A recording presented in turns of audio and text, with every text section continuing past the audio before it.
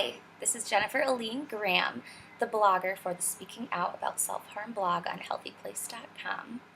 I am here to really do my first official video blog for healthyplace.com, and yeah, it's sometimes pretty scary to talk about this topic. I'm just starting to be able to speak out about self-harm, and thanks to you guys who are reading and listening and watching, I'm getting this opportunity, and I'm thankful for that.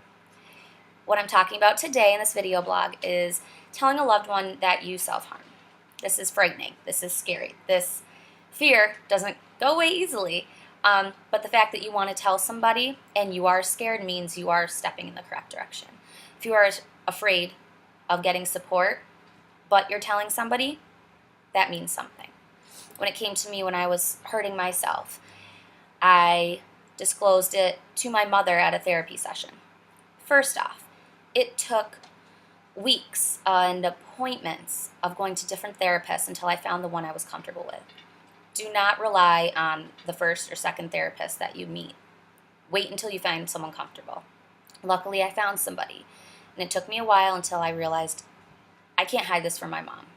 I need her to come to this therapy session so my therapist can help me, because I was scared.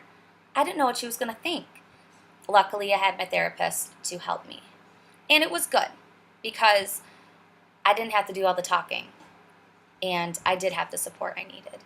However, if you are somebody who is not into therapy at this moment, you're not ready for counseling, but you still want to tell somebody you love and you're scared, there are other ways that you can do this.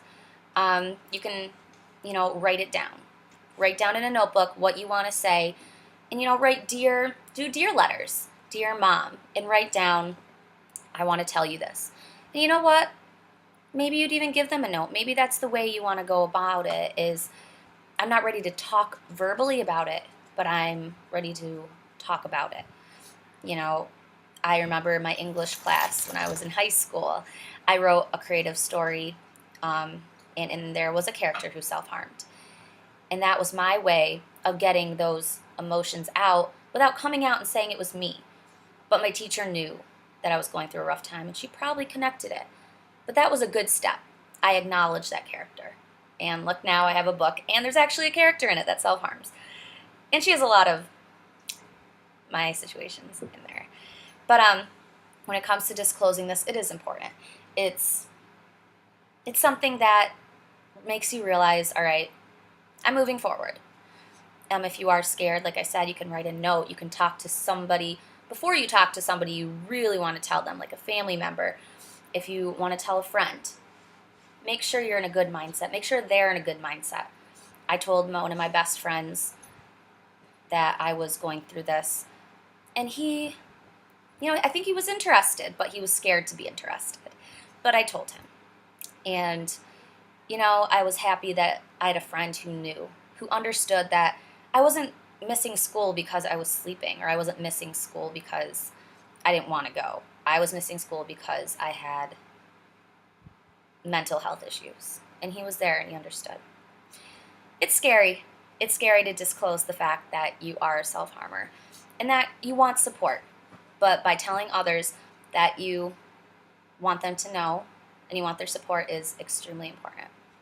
So I appreciate you guys listening, and I appreciate you guys watching and reading my blogs.